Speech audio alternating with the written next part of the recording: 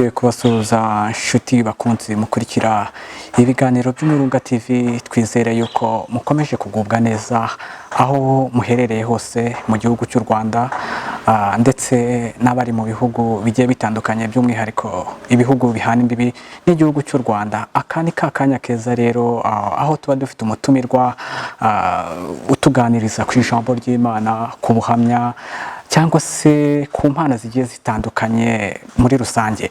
Aka kanya rero aha hantu heza mubona aya mashusho adasanzwe, izi nyubako, ibi byose mubona aha hantu ni ahantu heza batwakiriye kuri Splendid Hotel iherereye mu ntara y'Amajyepfo, by'umwihariko mu karere ka Muhanga.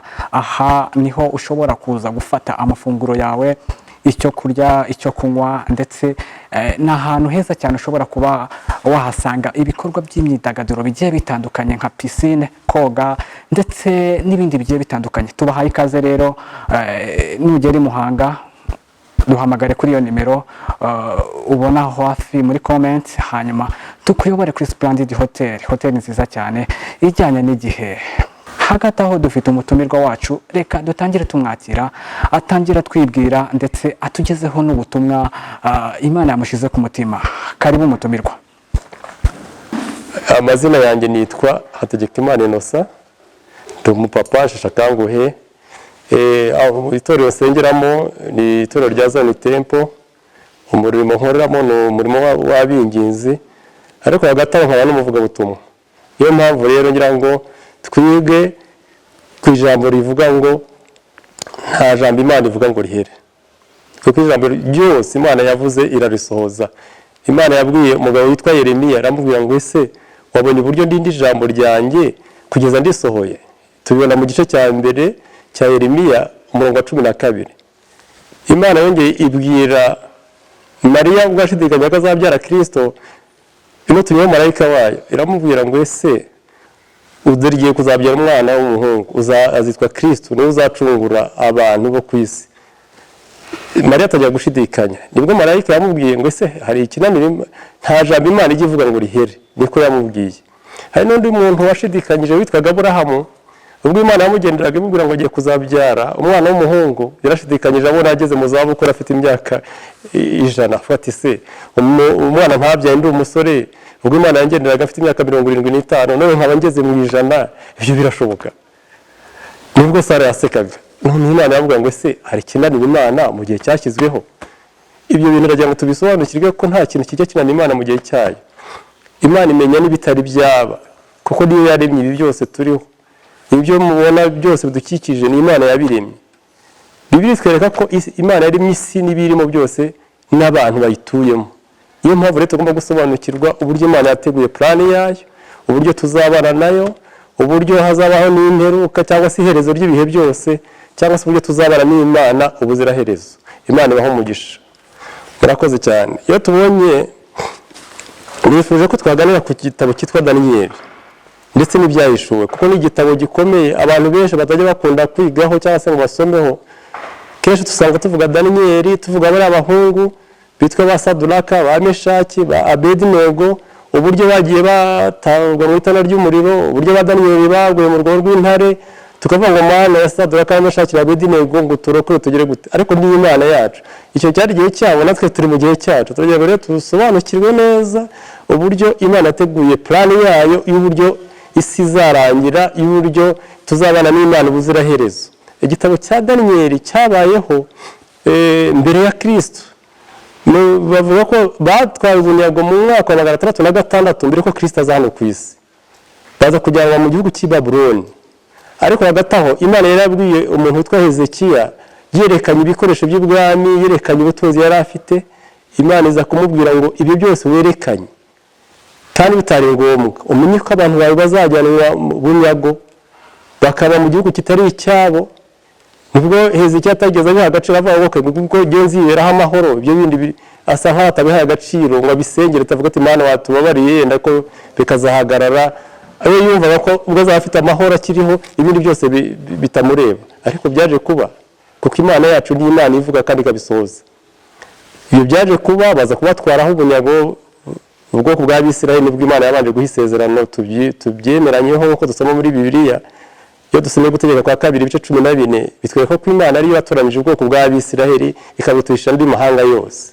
Ni ubwoko bagiranye isezerano kuva kera, niyo munsi racyabuhanga amaso. Iyo mpamvu rero twagiriye umugisha wo kuba Bisirayeli bwo kumenya Kristo. Iyo mpamvu niyo munsi ngusaba aho uri hose, waba mu Rwanda waba hanze yarwo, ukomeze wizere Kristo nk'umwami n'umukiza. Igihe kizagera aza gutwara abamwemera bakamwizera. Bibiliya itwereka ko n'abapfuye bamwizera bazazuka tukamusanganira mu kirere. Niyo mpamvu ngusaba ngo ujye uhora ubizirikana nk'uko Pawulo yabyeretswe muri iki gitabo cy'urwandiko rwa mbere rw'Abatesalonike ibice 4 uhereye ku murongo wa 13 ukageza ku wa 17 twatwereka uburyo Kristo azaza gutwara abamwemera bakamwizera bakamusanganira mu bicu. Abapfuye bizera Kristo bakazuka, natwe bazaba bakiriho tukazamuka tukamusanganira mu kirere. Ntawe uzi umunsi n'igihe rero. Ukaba wakwibaza ese bizagenda bite? Nimba abo bantu bazagenda abasigaye ku isi bwo bizaba bimeze bite? Aho hasigaye ku isi rero niho turi buze gusobanukirwa tukabona ko hazabaho igihe cy'imyaka 7 y'umubabaro utigeze kubaho. Abantu niyo mpamvu nifuza ko barushaho gusobanukirwa, ntabwo imperuka izarengwa ngo ibi. Niba Kristo aje agatwara abamwemera akamwizera, ntabwo ari usengera muri idini rinini, ni uwemera Kristo ko ari umwana w'Imana yamutumye kugira ngo yongere duhuze n'Imana. Mu gihe Adamu yari yanze kumvira Imana agakora icyaha, byatumye Imana itandukana natwe. Ariko aravuga ngo kubera ko nakunze umuntu, niyo mpamvu nemeye azahabwa ubugingo bw'iteka cyangwa azahabwa ubugingo buhoraho. Niyo mpamvu twizera tudashidikanya ko Imana yacu iriho kandi ibyo yavuze izabisohoza. Inshuti z'Urugendo TV, ndagushishikariza kugira ngo ujye urushaho gusoma ibyanditswe byera kandi usenge umwuka wera urushaho kuguhishurira. Iki gitabo cyanditswe n'umukozi w'Imana witwaga John G. Hall, ni umunyamerika, yakise Ubuhanuzi Bukomeje Urugendo. Niwe wasobanuye neza igitabo cya Daniyeli, asobanura n'igitabo cy'Ibyahishuwe. Ashaka kugira ngo abantu twe kuzajya dutwarwa n'amagambo abonetse yose avuga ngo Kristo dore araje, imperuka irabaye, ngiyo Covid irabaye, birarangiye, ubuzima burahagaze. Ibi ngibi biriho n'igihe cya Yesu byari biriho, indwara zari ziriho muri kuko yigeje kujya gukiza ikirema cyari kimaze imyaka 38 gukiriga ryamye ku kidendeze, nkaho twavuga hafi ahanga kuri piscine. Cyari kidendeze abantu bajyagamo, umareka w'Imana amanukiragamo, uyikubisemo bwa mbere agahita akira. Ariko aragenda hasanga umuntu ari maze imyaka 38 arwaye parariza, amaze atiyegura. Aravuga ngo ese birashoboka ko ubasha kuba wakira, urabyizeye? Ndavuga ati se mwami nabigenzane ko nta muntu ufite wasunikira muri kino kidendezi ngo nakira. Abamarayika w'Imana bakizamo nkabura umuntu wasunikiramo. Abantu urumva ko bari baramutaye, ari yarageze mu kwiba. Ariko Yesu aho yageze ibintu birahinduka. Aravuga ati noneho uhereye aka kanya ikore uburiri bwawe witahire wigendere ube muzima. Nubwo abantu bitabashimishaga kubera ko ngo Kristo yajyaga akora ibitangaza ku munsi w'isabato bigendeye ku mico y'Abayahudi bari bamenyereye ko isabato ariyo buzima cyangwa se ubutubahirije isabato yishe itegeko ry'Imana, Kristo niwe byose bisohorezaho. Bivuga ko Kristo ni wasizwe, Kristo niwe kiruhuko cyacu, umwemera akamwizera rero abari mu kiruhuko cy'iteka n'iteka. Yesu aravuga ngo yemwe muntu urushye, yewe muntu uremerewe, ngwino usange ndakuruhura. Reka rero dutangire turebe uburyo Imana yigiye yigaragariza abantu bayo ikoresheje abakozi bayo. Uhereye kuri ba Yesaya abahanuzi, ukagera kuri ba Daniyeli, ba Ezekiyeli, noneho no ku mugaragu wayo witwa Yohani. Yohani nguyu ni Yohani intumwa, ntabwo ari Yohani Umubatiza. Yohani Umubatiza mu byibuke ko bamuciye igihanga. Yohani intumwa niwe weretswe ibyahishuwe, Imana ishaka kumuhishurira ibintu bizaba. Icyo gihe yari ku kirwa cyitwa Ipatimo, niho yari yaragiye baramuciriye bavuga ngo inyamaswa zizamure cyangwa azapfire. Icyo kirwa cy'Ipatimo bavuga ko kiri mu gihugu cy'Ubugiriki, cyari mu nyanja, ahantu bari bamutaye kugira ngo batazamugeraho azarirwe n'inyamaswa se cyangwa azahapfire. Ariko umwami Yesu Kristo arahamusanga. Icyo gihe ngo yari mu mwuka arimo asenga, hari ku munsi w'icyumweru, ari bavuga umunsi wa mbere. Imana yaramusanze imwereka ibintu bizaba. Iyo mpamvu ku Byahishuwe igice cya mbere umurongo wa 19 hakubwira ngo wandike ibiriho, wandike ibyabayo n'ibizabaho. Uwo murongo niwo ngenderwaho w'igitabo cy'Ibyahishuwe igice cya mbere umurongo wa 19. Hahita hatwereka uburyo Imana yamuyeretse, uburyo Kristo yamuyeretse akamubwira, uburyo agenda akabwira ari amatorero arindwi yo muri Aziya, ariyo tujya dusoma mu Byahishuwe, agenda babwira ibyo bagomba kwitonda n'ibyo bagomba n'ukuntu uburyo bagomba kugarukira Imana kugira ngo Imana yongere ibane nabo.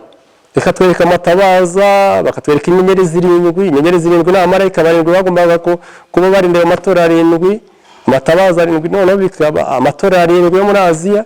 Ibyo byose byabayeho. Niyo mpamvu rero n'uyu munsi nta gushidikanya ko dufite Imana ishobora byose. Ntabwo twagomye kuvuga ngo ese ko bucya bukira amaherezo azabayaye. Amaherezo arahari. Ijambo ry'Imana ni ukuri, ntabwo ribeshye.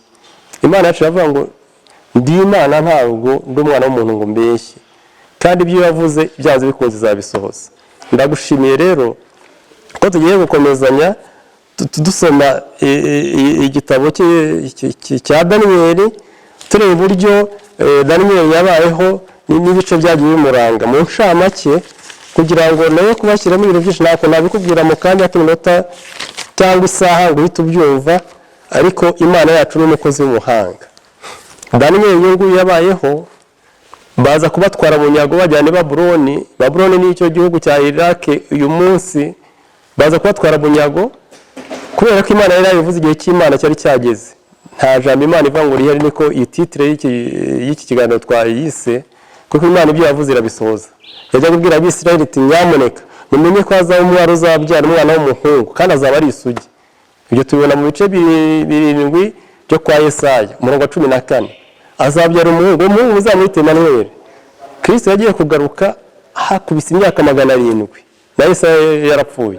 Iri jambo ry'Imana riratinda ariko rigasohora. Nshuti yanjye byumve, ndakwifuriza kugira ngo uzajye uzirikana ijambo ry'Imana urisengeremo, Imana izajya iguhishura n'ibindi. Uyu munsi turavuga ko Kristo yapfuye arazuka ajya mu ijuru, ajya kudutegura hacu. Icyo kizagera rero azatutwara. Bababonye abangaba Imana yagira ngo Hezekiya ko ibyo yavuze, ibwira umukozi wa Hezekiya wari umwami ubwoko bw'Abayuda, aravuga ati mva noneho rero byumve, wanze kunyumvira ugenda ajya kwereka abanyamahanga, ukabereka ubutunzi bwawe ufite, ukabereka n'ibiri mu rusengero, umenye ko ibi byose nta kimwe kizasigara. Abana bawe b'abahungu bazavuka bazatwarwaho iminyago, bazabatwara kandi nta kizabihagarika kindi. We aravuga ati Imana ishobora ko nzanda amahoro. Ibyo rero byose bitwereka uburyo Daniyeli yatwaye ubunyago, birika twereka ukuntu Imana ikunda umuntu, umunwa nayo. Imana ikunda umuntu uyikunda. Bibiliya niko itubwira. Pawulo yarabyeretse arabibona, avuga ati mva uzi ko ukunda Imana ari umunwa nayo. Bisome mu gitabo Pawulo yandikiye urwandiko rwa mbere yandikiye Abakorinto, urabibona mu bice 8 umurongo wa 3. Imana rero ntabwo ugibeshye. Kristo akiri ku isi yabwiye abantu tumva rero mwanga kunyizera, ariko hari undi muntu uzaza mukamwizera mu izina rye. Ibyo yabibwivuze mu gitabo cya Yohana ibice 5 duhereye ku murongo wa 39 ukomeze. Tumuntu azaza yitira izina rye mu muzamwemera. Uyu munsi abantu bo muri Isiraheli bategereje umuntu witwa Mesiya uzaza, kuko Kristo ntabwo begeze bamwemera. Abamwemeye ni abakiriye agakiza, kuko natwe twamwemeye ntabwo twari duhari, ariko turamwemera, twizera ijambo ry'Imana, tukabona n'ibitangaza agiye akora. N'uyu munsi kandi biracyakoreka. N'uyu munsi Antikristo, wari witwa Antikristo, uwanga Kristo, utari wigaragaza, ugikora mu buryo bw'amayobera, utari wigaragaza, ariko hari igihe zigaragaza. Uyu munsi turavuga ko corona yaciye igikuba ku isi yose, ariko hari ibindi byago bizaba nyuma y'uko itorero rya Kristo, abemera Kristo bazaba baragiye mu ijuru. Ibyo byose tuzakugera tubibona mu ncamake, mbenge nabere ko mwabisoma. Kristo azatwara amwemera akamwizera, atujyane mu ijuru haduteguriye, mu cyiciro haduteguriyemo, tuzabana nawe ubuziraherezo. Abazasigara bazahura n'ibibazo n'ibyago bikomeye. Abahungu amaze kugezwa i Babuloni rero, muzi ko bakoreye test, bakabashyira mu igeragezwa, bakavuga tumva rero kugira ngo bahinduke bavuge igikarudaya, nibwo rurimi bavugaga. Nuko twabanza tukabashyira ahantu, tukabatoza imyaka 3, bamara kumara iyo myaka 3 bazaba bamaze kumenya ururimi rwacu, tubahindurira amazina, bamwe bari amazina tuvuga basadura ko bameshake Abedenego siyo amazina yabo. Umwe yitwaga Daniel bise Daniel bamwise Belteshazzar, bivuga ngo uwo Beri atanesheje. Ibyo ni Beri byari bigirwamana byaho ngaho Babuloni. Hari utwaga Hananiya ariwe bise Saduraka. Hananiya byavuga ngo umuntu ukunzwe n'Uwiteka, ariko icyo gihe ngaha bamwise Saduraka bavuga ngo ni umuntu umurikiwe n'Imana y'izuba. Nagira ngo kandi nako tukamenye. Hari utwa Mishayeli. Mishayeli byasobanurwaga ko ari umuntu usa n'Imana, baza kumwita Meshaki bavuga ngo ni umuntu usa na Venusi. Ibyo byari Venusi, izo zari byari bigirwamana byaho ngaho i Babuloni. Hari n'undi witwaga Azariya, bivuga ngo Uwiteka ni umutabazi wanjye. Bo baze kumwita Abedenego, niwe wiswe Abedenego, bivuga ngo ni umugaragu wa Nebi. Aho kantu nagira ngo tugende tugasobanukirwa duhereke ko bashaka kugira ngo babanze bahindure ibitekerezo byabo, kuko bari baramenyereye gukura baramya Imana, basenga Imana, nta kigirwamana cyabarangagaho, kuko bwari ubwoko bwatoranijwe kuva bavuka. Ariko nyuma yaho bibagirwa ko nubwo bari bashaka kubatoza imico y'iwabo, Imana ariyo yonyine ishobora guhindura amazina y'umuntu cyangwa ikamuhindura imico. Nkuko yagiye ibikora kuri Aburahamu, bitwaga Aburahamu, yagiye ibikora kuri Sara bitwaga Sarayi, yagiye ibikora ku bantu bitwa ba Yakobo aribo wahindutse Isiraheli. Ubwo ni ubuhamya tugera tububona mu gitabo cyitwa Bibiliya. Mu gihe rero bagiye banyazwe mu buryo bw'inshuro eshatu, ndagira bicamo mu ncamake, aba bahungu Daniel na bagenzi be batatu batwawe imbere ya Kristo mu mwaka wa 606. Nyuma yaho haje kuba ikindi cyiciro, kuko kunyagwa kwabaye inshuro eshatu. Ubwa kabiri nibwo habayeho muri 598 mbere ko Kristo aza, nibwo batwaye umuntu witwaga Ezekiyeli n'uwitwa Moridekayi, ari nabo tujye ba Moridekayi tujye tubona ari mu gitabo cya Esiteri. Ibyo byose byarabaye. Haza ko mu mwaka 588 mbere yuko Kristo aza ku isi, aribwo bagiraga gute hatwikaga urusengero. Ibyo byose byabayeho kugira ngo umuntu uzajya bisoma cyangwa se bizabyiga azamenye ko Imana itajya ibeshya. Ariko Imana iyo wayiyemereye ukagendana nayo ntabwo ugiye gukoza isoni. Yesu ashimwe cyane. Ndagira ngo twumve neza ko Bibiliya yavuze ngo ugushikamijeho umutima. Uwo ni Yesaya w'umuhanuzi Imana yabwiye imico 26:3. Avuga ngo ugushikamijeho umutima uzamurinda abamahano masa.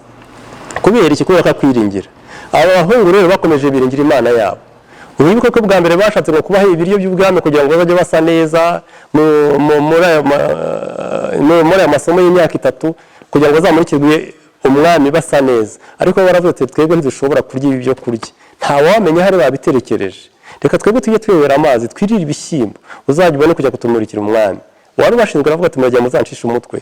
Aravuga ati nta kibazo, bikore gusa mu minsi 10 uzakora igenzuro, urebe no wabona dusa nabi tuzabona kubirya. Ariko kubera iki? Kubera ko bari baratorwe yuko batagomba kurya ikintu cyaterekerejwe cyangwa se kurya ikintu cyifushije. Wari umuco w'ubwoko bw'Abisiraheli, cyari kizira kurya ikintu cyapfuye kitabazwe cyangwa se iki byose ngo kigende mu buryo nk'uko itungo baribaga abantu bakarya amazaryo n'iki byose. Ariko aravuga ati twebwe dushobora. Aba n'abanyamahanga twagiyemo ntibazi Imana rurema, ntibazi Imana ishobora byose.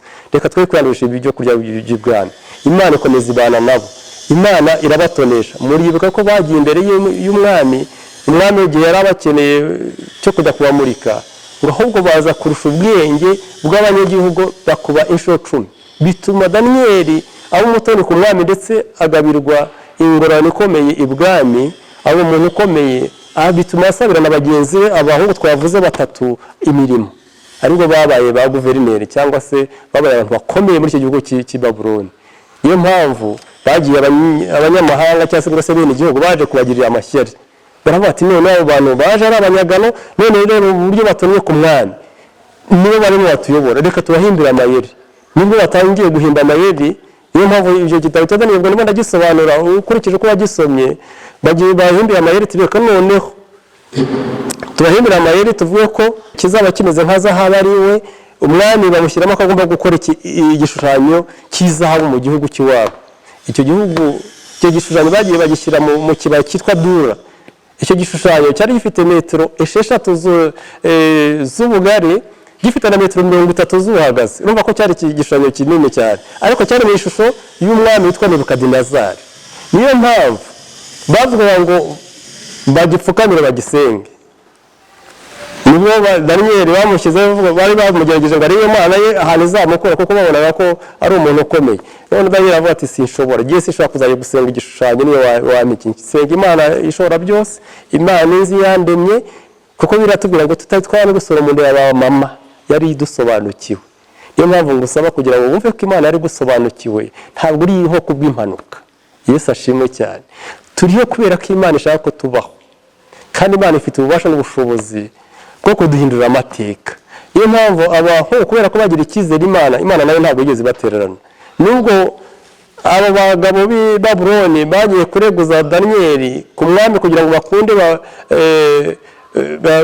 babanyage cyangwa se babate mu rwego rw'intare, Daniel nibwo bashatse kumugushamo, ariko Daniel yakomeje yizera ku Mana yarasenga. Iyo tusomye muri Daniel ibice 3 tubona bari abahungu 3 uburyo bashatse kubaruha mu itana ry'umuriro kubera ko banze kugira gute gusenga umwami. Rafati ntabwo dushobora gusenga umuntu upfa nkatwe, tuzasenga Imana ishobora byose.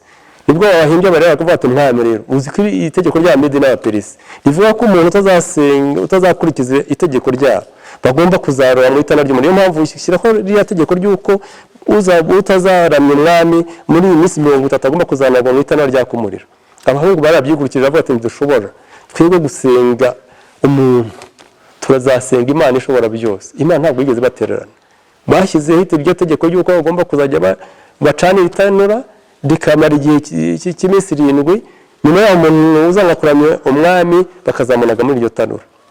Niko byabaye, ndetse umwami ashyiraho iryo tegeko, barababoha babajugunya muri iryo tanura rya kumuriro bamaze ngo rimaze iminsi 7, ndetse ngo bashatse niyo icyo gihe bamwungurikije bavuga ati kundi badagushobora kumuramya, bagira umujura cyane avuga ati mushake n'nyinshi none mushyiremo.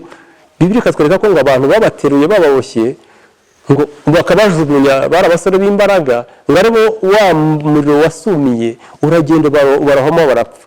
Icyakurikiye no ku mwami yatanga akavuga ngo harya twajugunyemo abantu bangaye. Baramuga ati mwami twajugunyemo abantu 3. Waritangariza ngo ati none se kiko ndeba harimo abantu bane barimo bagenda muri wa muriro, kandi wakana kabasa n'umwana w'Imana. Yesu ashimwe cyane. Ni umwami bwe wabyihamirije ashaka kubereka ko hari Imana isumba byose. Nibwo yarabyatura avuga mbonye wa kane asa n'umwana w'Imana isumba byose. Niyo mpamvu abo ni ibihe byatambutse, natwe turi mu bihe natwe byacu. Reka tuvuge Imana ukwiri tutaciye hirya no hino ngo tubeshye abantu tubabwire ngo nugira gutya dore Imana ngo umugisha gira gutya. Buri muntu wese Imana ifite uburyo yakugeneye uburyo bwo kubaho, kandi Imana iguha ubwenge bwo kugira ngo nubishaka ikomeze ibiguheremo umugisha. Icyo nkwifuriza ni ko wakomeza ukayizera, kuko ni Imana iriho, ni Imana yahozeho, ni Imana izanahoraho.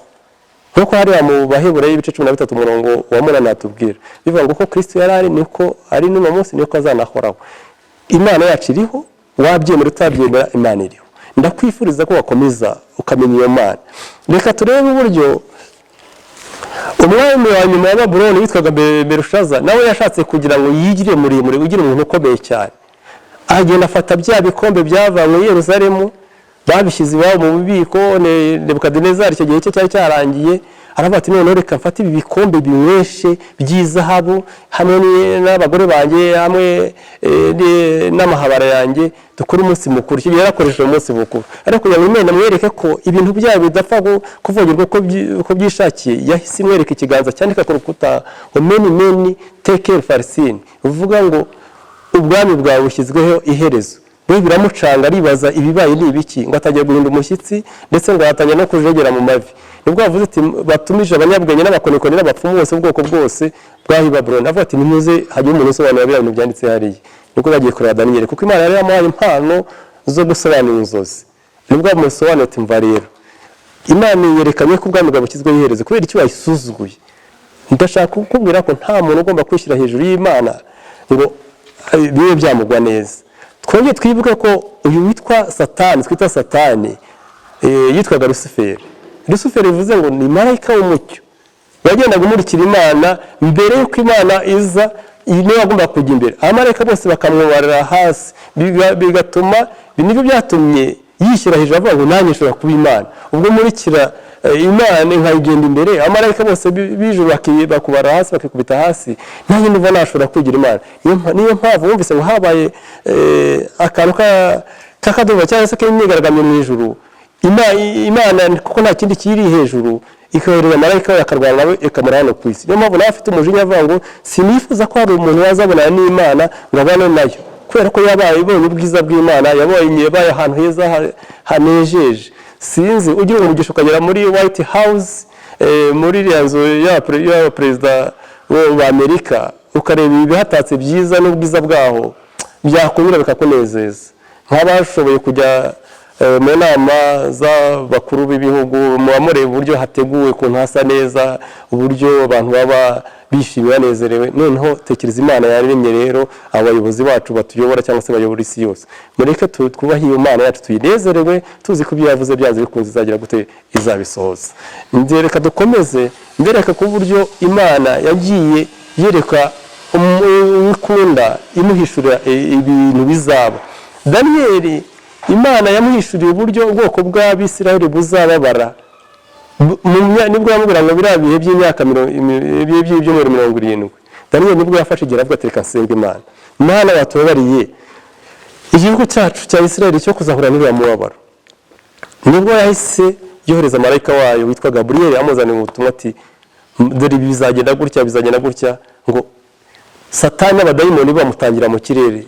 Yarazanye message ayizaniye Daniyeli ngo ahangana nabo birabananira. Niyo mpamvu Daniyeli amaze imyaka 20 iminsi 21 asenga atari yasubizwa. Ariko ku munsi 21 aza kubona igisubizo.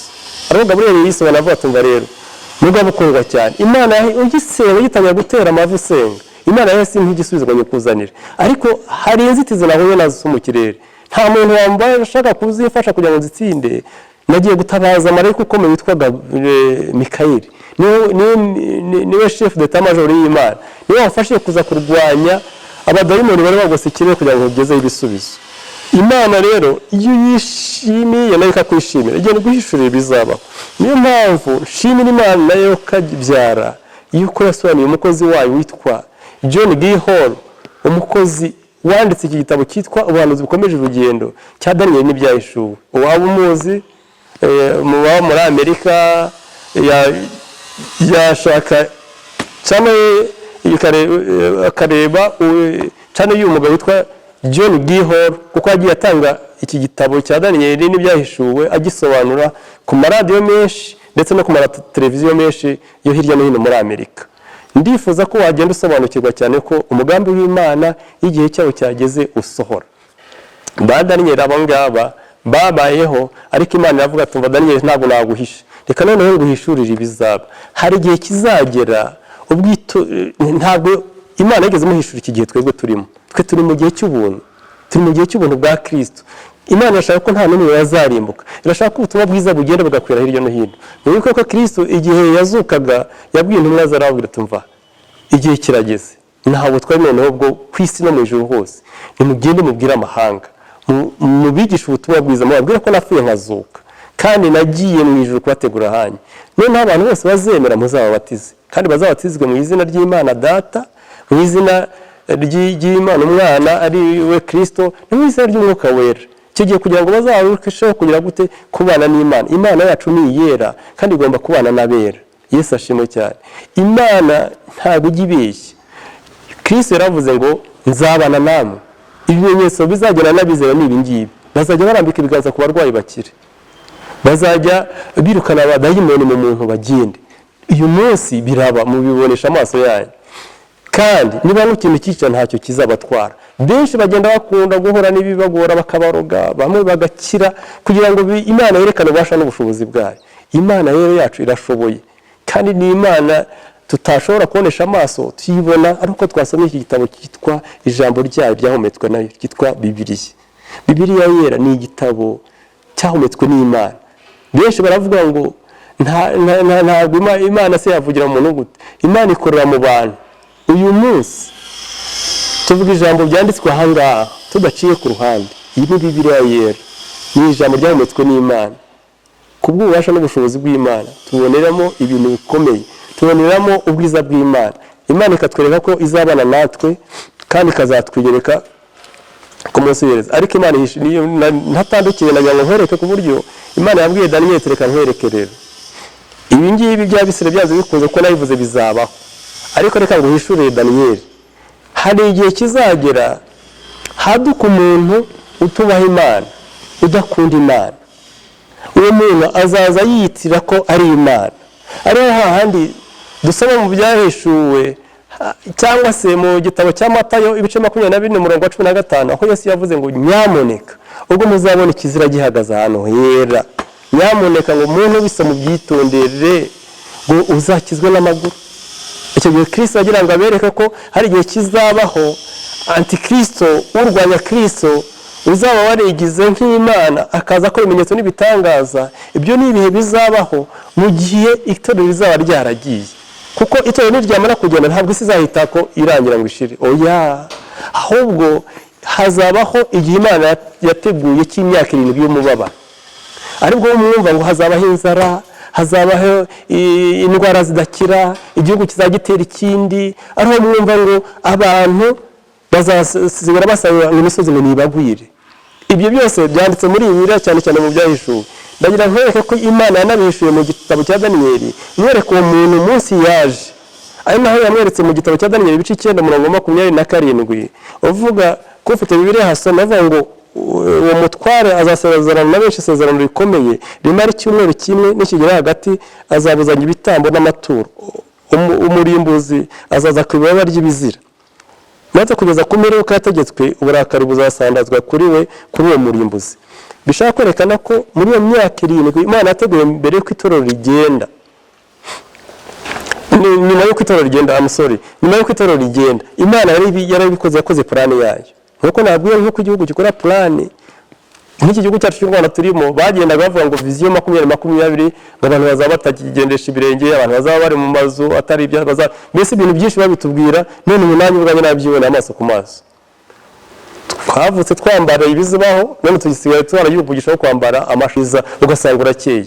Ubu ngubu nta nyakatsi iriho, twe twavukiye muri za nyakatsi. Ibyo byose ni bitwereka ko nimba abantu bakoze plan y'ibizabaho mu myaka iri imbere ikize kera, n'Imana ubwayo yakoze plan y'ibizabaho mu gihe cyategetswe. Imana yacu habwe icyubahiro, Imana yacu ishikirwe hejuru. Uyu muntu bavuga nta wundi na antikristo uzaza kwiyereka ubwoko bw'Abisiraheli babura ngo ni Mesiya bari mutegereje. Kandi itorero cyegereza ryaragiye inshuti yanjye, kuko uyu munsi turasenga tugasaba Imana ngo nyamuneka dukize iyi coronavirus, nyamuneka duteza ibindi byorezo, inzige zigatera zigashira, n'iyi covid dufite icyizere ko izashira kuko ni Imana dusenga, kandi Imana ishobora byose nayo izayikuraho. Uyu nguyu rero azaza yishushanya nk'ari Mesiya, Abisirayeli n'uyu munsi bagitegereje ko azaza. Rwa rusengero rwa Salomo rwavuyeho, urusengero rwubatswe na Ezekiel ngo ruvaho, urwo Kristo yasize ku isi narwo rwavuyeho, ndetse bahubaka umusigiti. Uyu munsi hari umusigiti witwa umusigiti wa Omar. Ngo ni Dome of Rock. Ni umusigiti bahubatse hasigara urukuta rwa rusengero rwa Salomo. Uyu munsi Abisirayeli bajya kurira ngo Mwami Imana uzadutabara ryari. Urwo rukuta ruracyariho n'ubu ngubu. Nyasa Imana ngo Mana wazafashije hagira umugisha kugira ngo nzabone uburyo azajya muri Isirayeli kugira ngo njye kwirebera aho hantu koko. Niyo urwo rusengero rwari rwubatse, kandi Imana nzi ko izashoboza. Imana ishobora byose irabizi. Reka twikomereze tuvuge uburyo uyu antikristo ubwo itorero ryaragiye mu ijuru, uburyo azaza yita Mesiya, akaza avuga ati amahoro nakure mu isi yose, kuko yari Imana yabikoze muri myaka 3 n'igice itorero ryaragiye. Avuga ati amahoro nakure ku isi yose, abantu bongere bagubwe neza, barye banywe bambare barongore bakora iminsi mikuru nta kibazo. Ariko imyaka 3 n'igice igeze hagati, ariyo bavuga ngo icyumweru kimwe muri byumweru 70 Imana yeretse Daniyeli bivuga imyaka 7. Icyumweru kimwe cyavugaga imyaka 7. Bivuze ngo mu myaka 3 n'igice nigera hagati nibwo yumva antikristo azaza akavuga ngo noneho ntabwo nifuza umuntu wakongera kugira ikindi akora atambaye igitambo, avuga uretse giyewe genyine. Naho Kristo yavuze ngo umuntu ubwo muzabona ikizira gihagaze ahera, azahaguruka agenda ahagarara ahandi batambiraga ibitambo bizira inenge, ahatambire ikizira ku Isirayeli uyu munsi bavuga ko ari ingurube. Nta ngurube ku mwana w'Isirayeli wigeze uyitambaho igitambo, we niho azatambira igitambo, niyo yaragize ngo atuke n'Imana.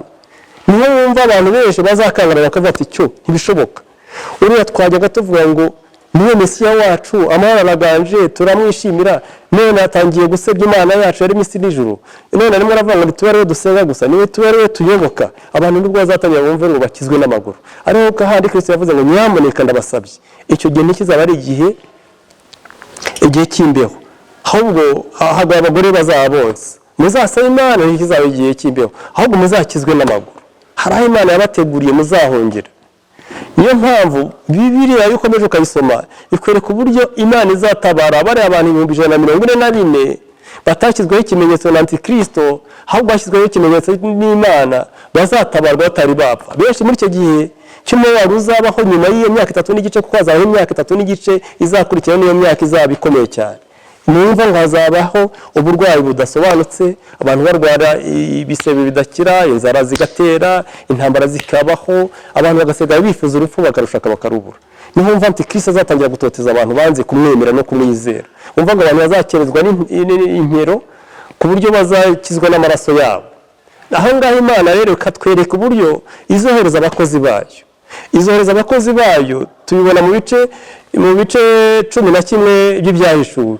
Bavuga uburyo izohereza abakozi bayo kuza guhumuriza ubwoko bwayo buzarimo butotezwa, bavuga ati nimuhumure, mukomeze mwizere Imana. Akomeza agakomera cyane, agakora ibimenyetso n'ibitangaza. Ariko abo bantu nabo bakazaza bakora ibimenyetso n'ibitangaza, rero bavuga ngo ni imyerayo ibiri. Imyera y'ibiri bavuga ngo yagiye imyera y'ibiri bavuga ni iyi. Imyera y'ibiri bavuga ni Enoki na Eliya, nibo bantu bagiye mu ijuru badapfuye, kuko abandi bose barapfuye bategereje kuzazuka ubwo Kristo azaza gutwara itorero rye. Ababayeho mu gihe cy'isezerano rya kera bizera Imana bakayiringira, natwe bazaba bakiriho cyangwa se n'abapfuye bizera Kristo, twese tuzazuka tujyanane nawe mu kirere. Ariko abandi bose bazaba batari bazuka. Nshuti nkurikira unyumva, nagira ngo utege amatwi ukurikire neza iki kiganiro turimo tugirana n'Umuhunga TV, ko ni ikiganiro cyagira umuntu wese akamaro. Kuko nanjye kera bajya gashidikanya nibaza ngo ariko se amaherezo ni ayahe, ko abantu bose bagiye bavuga ngo imperuka izaba ryari. Nubwo ko Petero yaravuze ngo reka mbabwize ukuri, umunsi umwe ku Mana ni nk'imyaka 1000 kuri yo, kuko imyaka 1000 ari nk'umunsi umwe ku Mana.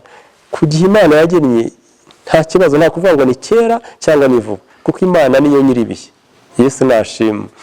Icyo gihe rero nibwo umva Antikristo azatangira gutoteza abantu banze kumwemera, aho mwumva ngo azashyira ibimenyetso ku bantu bamwemera bajya gutoteza banze kumwemera.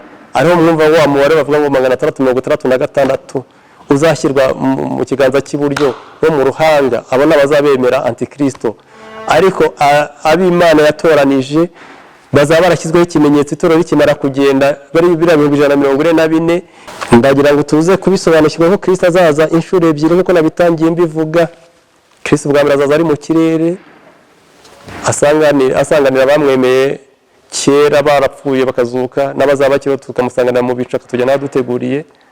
Ariko bwa kabiri dusoma neza ko hazabaho ibihe bikomeye bwo Kristo azagaruka, noneho azanye n'abera aje kurwana na Antikristo no gutoteza ubwoko bw'Abisirayeli, ashaka kugira ngo bice ko banze kumuyoboka. Aribwo azahagarika ibirenge byiye ku musozi wa Elayon. Icyamura musozi nkazabona mu gihe nyiri hano ku isi. Abo batuye Isirayeli mashobora kuzahurikira, nyamureka muzi neza ko umusozi uhari wa Elayon.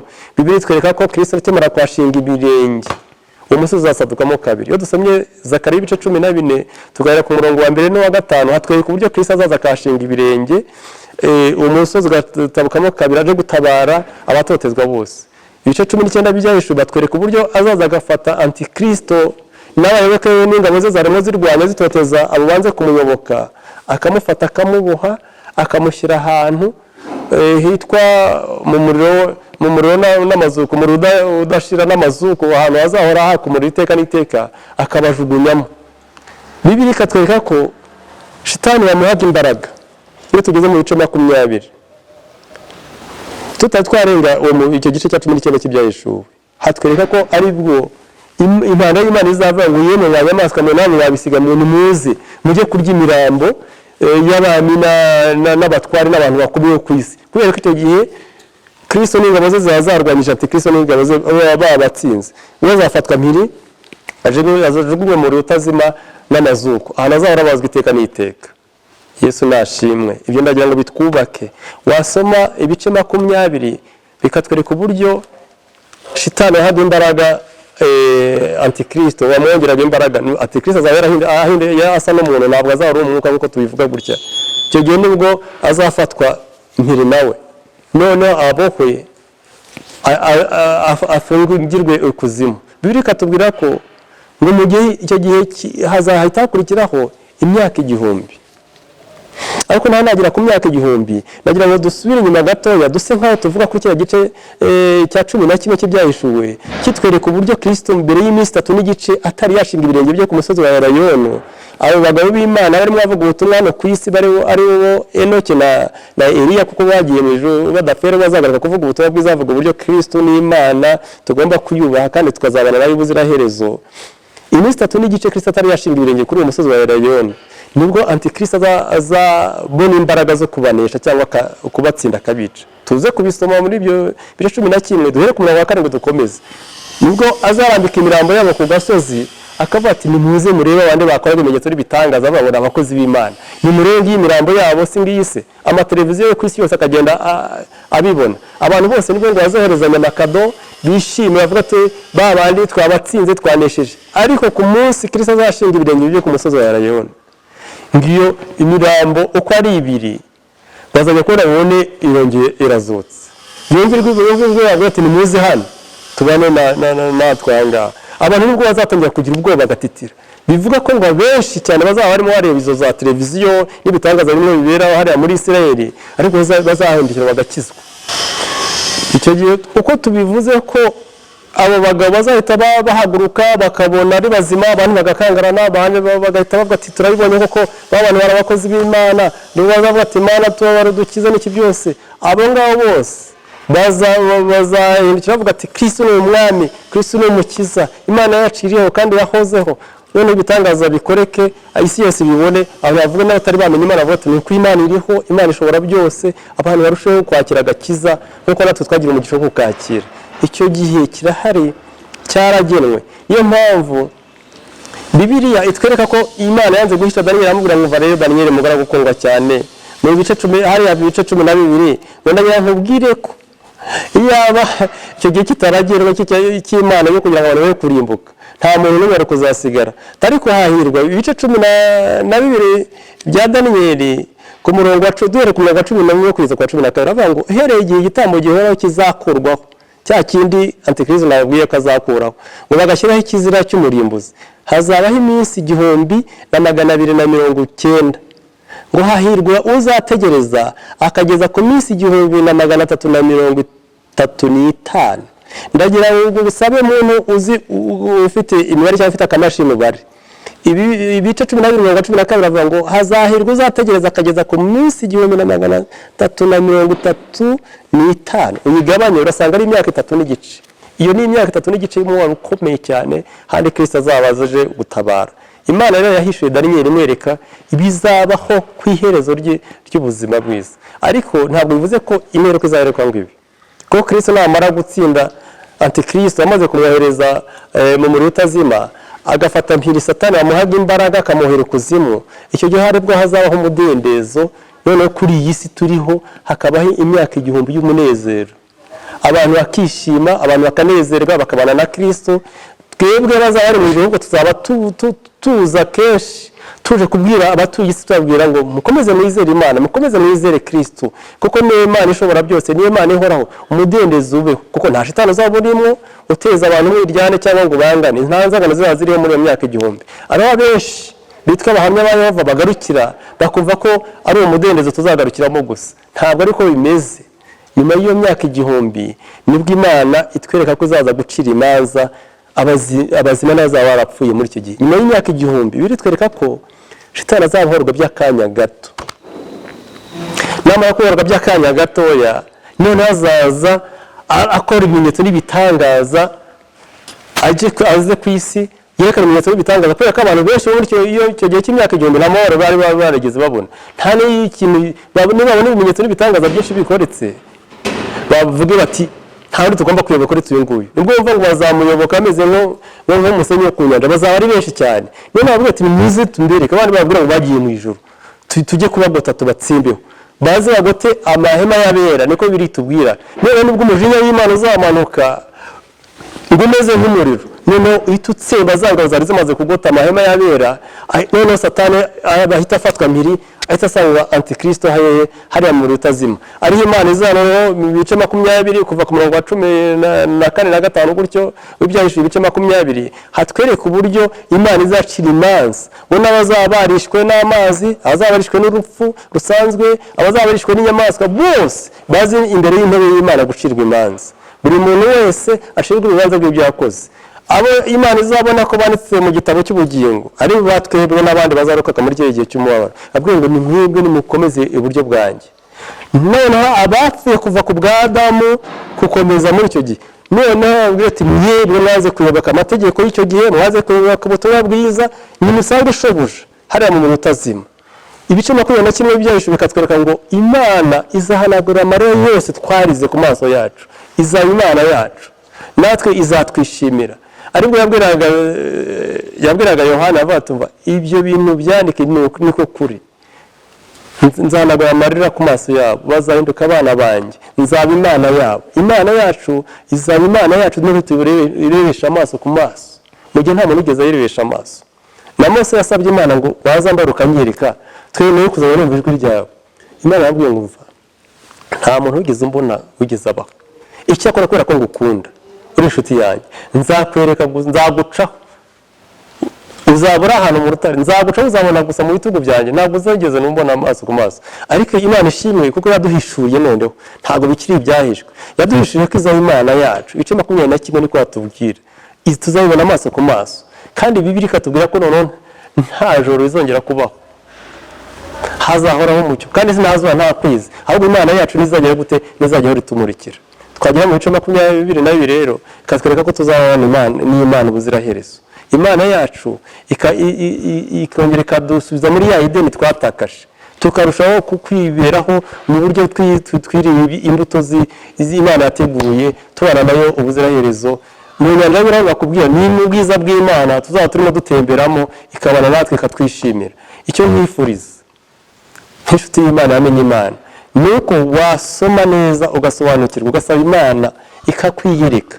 ikakwereka ibintu uciriyemo mu ncamake kuko sinasomye tape ngo nkwereke igice kiniki kuko byasaba igihe kirekire ariko nagira ngukumbuze cyangwa ngushishikarize kwizera ko Imana iriho kandi ibyo yavuze izabisohoza aho uri hose ha muri iki gihugu cyacu cy'u Rwanda ari hanze y'igihugu ndakwifuzira kuzagira iherezo ryiza ndakwifuza ko twazabana mu bwami bwo mu ijuru tukabona Imana yacu kuko Imana ibyo yavuze byaze bikunze irabisohoza mu ncamake z'ibyo twavuze navuzeho bikeya ariko igihe n'icyadukunda mu gihe biri imbere tuzongera dusubukure tuvuga uburyo Imana mu bice bimwe na bimwe bya Bibiliya nhereka ngo aha nahavuga iki n'icyavuga iki n'iki kugira ngo urusheho gusobanukirwa kugira ngo ukumbuze gusoma Bibiliya kandi unasenga uko usenga niko Imana igenda guhishurira igwa ku mwuka wayo ikwereka n'ibyo usanzwe usobanukiwe Imana ibahe umugisha Imana ibishimire niko mbifuriza kuzagira iherezo ryiza mu izina rya Yesu